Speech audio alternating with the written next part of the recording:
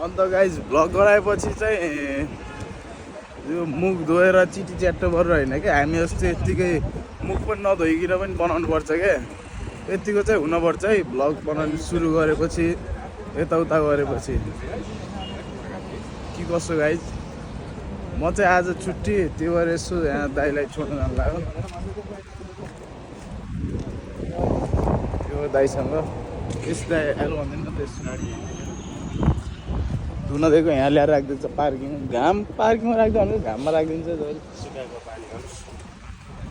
hello भन्दैन नि यस्तो भ्लग हो कि दाइ भ्लग गराउनु सुरु गरेको हो कि दाइ ब्लग बनाऊ क्या आफ्नै दाइहरूले भरोसा गर्नु के भन्ने गाइज अब भ्लग गराउने बिहा गर्ने त वातावरण नै छैन हो ल आज यति गाइज यसो भ्यू हेर ल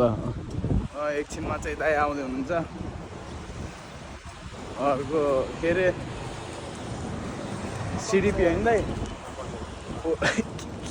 के रे किशोरलाई के भन्नु गरे यसो कहिले काहीँ फेरि हल्का बिजनेस मिटिङहरूतिर जानु पऱ्यो भने चाहिँ यो लिएर जान्छु होइन